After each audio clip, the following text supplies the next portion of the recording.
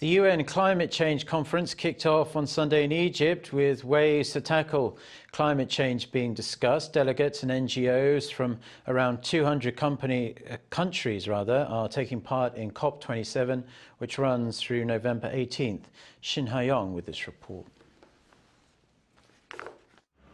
The 27th Annual UN Climate Change Conference, or COP27, began on Sunday in the city of Sharm el-Sheikh, Egypt. This year's conference will focus on reducing greenhouse gas emissions and overseeing the effective adoption of policies aimed at fighting climate change. Among issues being addressed this year is the action needed to respond to record-breaking weather conditions such as drought, heat waves, and floods around the world. The cascading risks are also clear.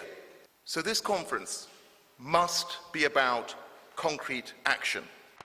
Climate compensation for developing countries will also be on the agenda.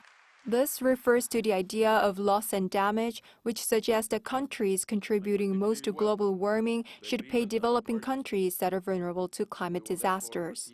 During last year's conference in Glasgow, the world's climate leaders pledged to phase down coal. However, things haven't been improved. According to the energy think tank Amber, coal power generation had increased about 1% on year by August 2022. This was due to greater coal use in Europe as Russia stopped supplying natural gas to countries in the region. Also, China increased coal consumption following a historic summer drought that hindered the operation of hydroelectric power plants.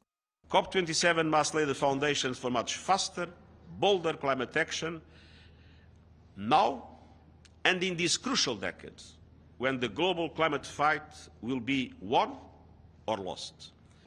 World leaders from 80 countries, including U.S. President Joe Biden and British Prime Minister Rishi Sunak, are set to attend the climate conference. Na Kyung-won, South Korea's newly appointed special ambassador for climate change, will also be there as South Korea's presidential envoy. Delegates and NGOs from some 200 countries are participating in COP27, which runs through November 18th. Shin Ha-young, Arirang News.